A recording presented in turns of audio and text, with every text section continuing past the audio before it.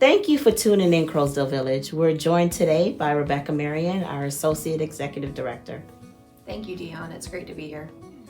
Recently, you helped to gather some belongings and personal effects for our residents and citizens in the western part of North Carolina. Can you share with us how that came to be? Sure.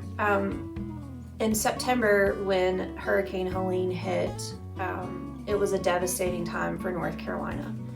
When we think about emergency plans and emergency responses, especially during hurricane season, we generally see hurricanes hit the eastern part of the coast, and those communities that are there are very prepared to pivot. When Hurricane Helene changed paths and went right through the western part of North Carolina, the devastation that came over the general community, but also especially senior living communities, was just unfathomable. And obviously we have partners in that part of the state, and we wanted to make sure that we were giving them assistance in how we needed to give. The problem with that is that when emergency hits, it hits, and it takes time to get things together, and it takes time to communicate. And there were so many different entities that were trying to do the same effort, but we needed to take a step back and kind of organize that. And so we actually partnered with Leading Age of North Carolina, who is a partner of ours, but also supports senior living communities across the state. Leading Age not only does senior living communities, but they also do affordable housing, and they also support other small businesses in the area for the purpose of senior advocacy. Thank you. Love to hear about North Carolina's efforts and how we support our neighbors, right? Tell us a little bit about how you acquired the items that were donated and just the system you put in place to help screen, collect, and organize those goods. Sure. As a Leading Age of North Carolina community, one of the tactics that was taken was to split the state into different parts and assign team captains for the communities. Because Croasdaile Village is located in the Triangle, we were partnered with Nikki Cooper, who is at Carroll Woods Retirement Community. Nikki was our captain, and Nikki would hold team calls, and we would go over what information she had. They had boots on the ground in Western North Carolina that was reporting back their needs. And so Nikki would hold these calls every day for a little while, and we would gradually figure out which community was going when, what were they going to do to serve, were we going to do physical labor, were we going to do supplies, and really talk through what needed to happen. One of the interesting things that I saw on that call is that everybody's experience brought different perspectives. And some perspectives were truly policy and protocol driven because they had never been in an emergency situation. And then others, like on our side, I had been on a previous response with Hurricane Matthew in 2016. And so being able to share some of that experience helped us plan how to really target what assistance we were going to provide. So Nikki really led the helm at that, but all of us were saying yes, or saying this is what our strength is, or this is where we can help, and really put together what was needed. In regards to supplies, if you watch the news, everybody was donating supplies, whether it was used, new, and it was a supply overwhelming dump. And it wasn't that, it wasn't needed, it just wasn't organized. And one of the things that the communities asked was, if you're going to bring supplies, please take inventory. Inventory was the furthest thing from my mind. I was just putting out information to collect from our residents. Our residents felt a calling and they felt a need to help, and so they started bringing items. We had items anywhere from pet food to diapers to formula to coats, gloves, sheets, everything. And all of that got delivered, but then we had to separate it. And that was a task. We also needed more hands. And so one of our things was providing opportunity for our staff to really participate in that process. We put out a call to see who wanted to help here locally and who wanted to go and actually be boots on the ground. In the local part, we designated specific times and specific jobs for them to sit and count and separate the inventory. At the end of it, it truly was the best way to assist in a disaster. We were able to pull certain things in a part of the truck for specific communities. They were able to send us a list of everything that they needed. And from that, we were able to, 1, pack accordingly, and 2, deliver accordingly. What we didn't want to do is cause more burden for the communities at hand. And so with that organization, and that was a lesson that I took away from it for future, is that inventory, separation, and organization really sets everybody up for success. Quite an operation, I would say. How did you garnish support here from our campus? Communication is truly the key to getting support for that. We were receiving requests from our residents, but we were also receiving requests from our staff. What is Croasdaile going to do?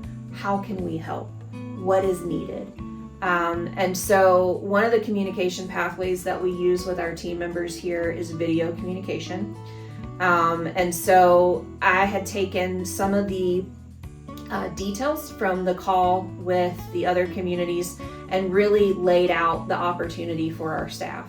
We wanted to make sure that everybody had the opportunity if they wanted to serve in whatever capacity. For residents, after we started getting a ton of supplies, we knew that we needed to narrow that. So we were going into winter, and so we decided to do a coat, socks, gloves, and winter clothes drive instead of it being random. And so we utilized our portal, and Craig Lloyd, our director of communications, really played an integral part in pushing that information out every day and keeping an update so that residents knew where we were with collections, where we were with what supplies we needed, and keeping them informed kept their momentum going as well, and it really provided them a sense of purpose for helping Western North Carolina. Thank you. As the western part of the state seeks normalcy, what would you say to those at Croasdaile Village? How can we help ourselves prepare for such disasters? This is something that's been on the minds of a few of our directors as we have watched other communities go through this, and definitely shined a light on opportunity for how we could approach emergency situations better. Sometimes, because of where we are geographically located in the central part of the state, we don't really have that many disasters outside of snow or ice that may happen, and they're definitely not long-term disasters like Western North Carolina is going to go through. However, failing to prepare is planning to fail. And so one of the things that we are doing as a community is we are taking on an active education effort for our residents for things that they need to know. We are a very large campus, and so it's not physically possible for us to store emergency supplies like food, water, different toiletry type things for the whole community. And so our team has really put in an effort and expressed a desire to give the residents information that they need to prepare themselves. One of our directors, Wanda Menzueta, our dining director, is working currently with vendors to come on campus for a fair for our residents so that they can purchase emergency food, or they can purchase water that will be delivered to their homes, and they can have it for their individual household. That one helps the residents prepare, but it also helps our storage issue that we're having.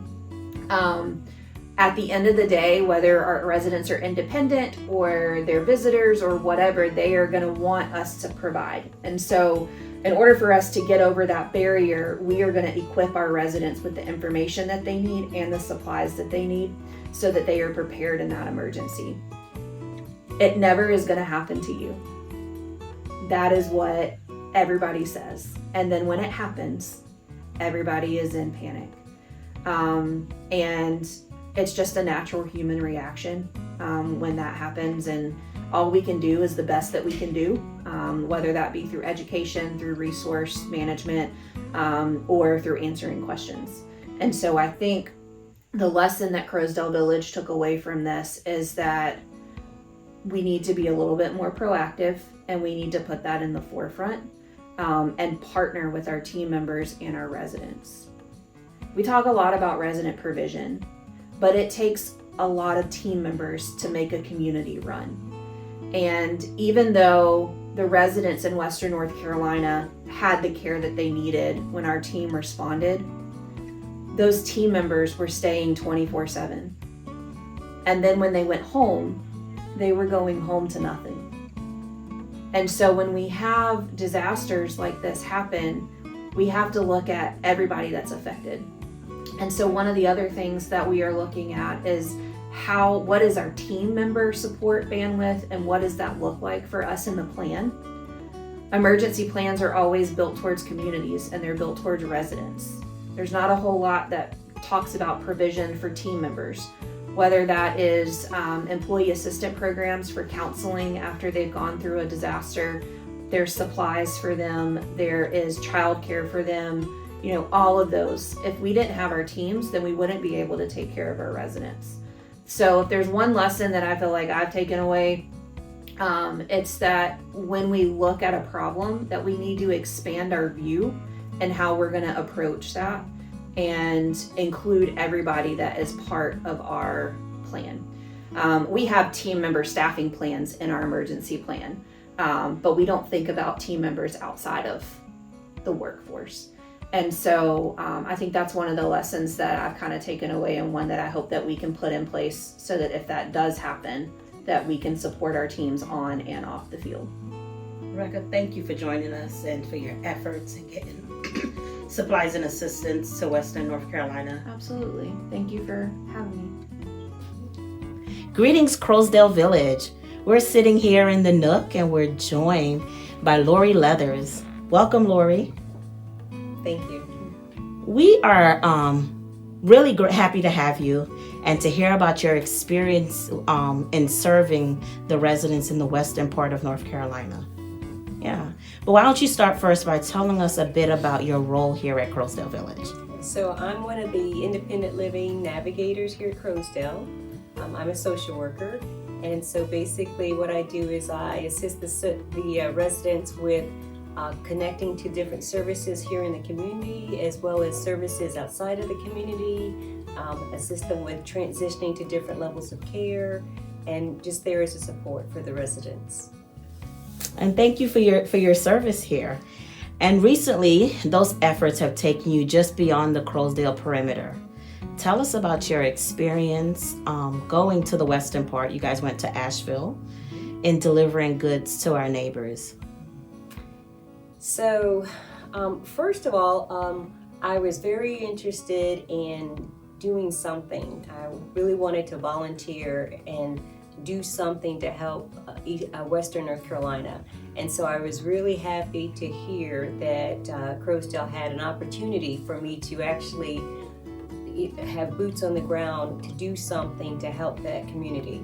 And so I think they started out by sorting. We had a period of time where donations were being brought to the great room, and then some of the employees were sorting those donations, and then there was a date set for us to travel up to Western North Carolina to Asheville, and I and one of the other navigators volunteered, and we were able to go. So tell us about the delivery day. What were some of the visuals on that day? Okay, so we arrived here early at Croasdaile. I believe it was 6 o'clock was the time when we were supposed to meet and depart. There were several vehicles, trucks, U-Hauls with the items that had been collected for donation. I think they ended up loading those items the day before, and I'm not the greatest co-pilot, so I did a lot of sleeping on the way since I wasn't driving. And as we got closer, of course, I woke up and I saw that there were a lot of trees that were down, but that the community, it looked like they had already taken initiative and removed the debris from the road, so we did have a clear path. We also stopped at a service station, and there were a number of folks that, said, hey, we're heading up to Western North Carolina, we've got this or we've got that, and we're ready to, bring things up from just people in North Carolina. They were ready to go up there and do something to help. And then when we got there, we unloaded some of the items that we had collected to one of the facilities that was a designated stop. I think that there were some clothing items that they would not accept. They had been accepting clothing, but someone had donated some clothing that had bugs in it. So they did not want to accept some of the clothing items that we had collected. And so we were able to be flexible because we heard that there were other drop-off points where they were collecting donatable items, a church, the YMCA, lots of makeshift areas where they were collecting things for the people in the community. What did you leave Asheville feeling? What were some of your tangibles when you left that area? I felt very good about being able to do something. Although I had boots and work gloves and I was ready to actually get in there and move things, do things to help clear the roads, but the community there had already, done what needed to be done. I was surprised that things looked as good as they did, because the community, the people there in the community had actually taken charge, and it looked better than I had anticipated. Although they still did not have electricity in many places, and there was not cleaning water, you still saw some businesses that were up and running. So, very resilient. Thank you. What I saw. We are joined today by Chris Williams. Chris, thank you for joining us. No problem. Happy to be here, Dion. Why don't you share with us a little bit about your new role here at Croasdaile Village? We haven't sat down with you before. Of course. Tenured here at Croasdaile for 12 years, but newer role for the last over a year and a half as the administrator for assisted living and memory care.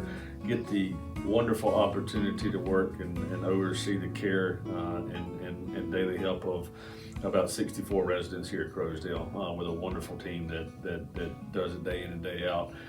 Able to use my facets and work with my supervisor team to make sure these people are very well taken care of, and it's a great group to work with.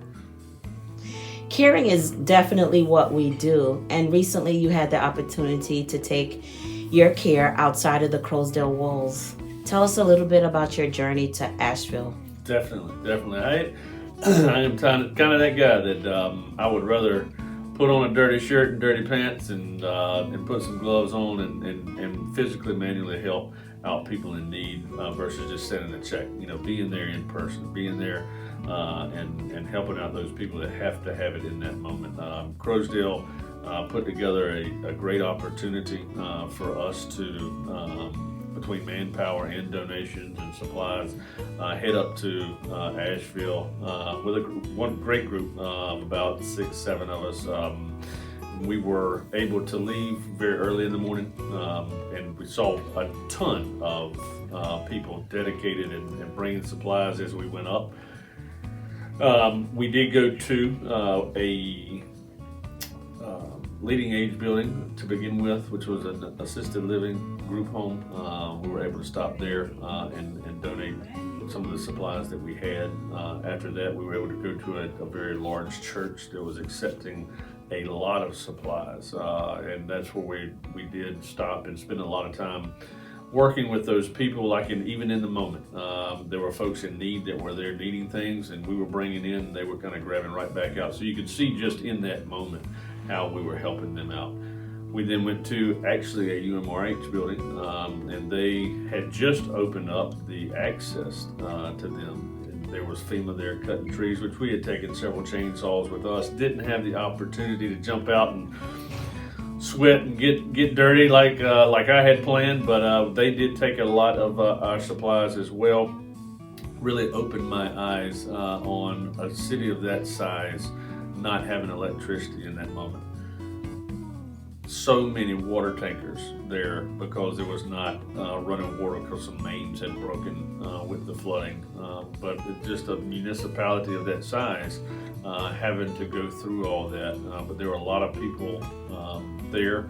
We'd even taken gasoline and diesel fuel up there and didn't have a lot of connections to drop that. And we actually went to the fire department, police department, because those guys, were working 24/7 and left that for them. So it was a great experience all around. It was a full day trip, but really saw the difference that people were making. Thank you for taking the time to do that. As an assisted living administrator, tell us a little bit about how the state governs being sure that you're able to provide supplies and care for the residents here at Croasdaile. Definitely. Fortunate to be at such a great, larger facility like Croasdaile Village, where we have all the levels of care. Overseeing assisted living and memory care, we are regulated by the state of North Carolina. So folks that aren't necessarily able to prepare, necessarily able to put back these supplies and needs, we have to make sure that we have medications, we have generators that supply power, we have to make sure that we have blankets, we have to make sure that even in any type of catastrophic weather situation that people are able to shelter. Excuse me. We also have the ability to take people from other facilities during these times if we're able to, whether it be also as water, food.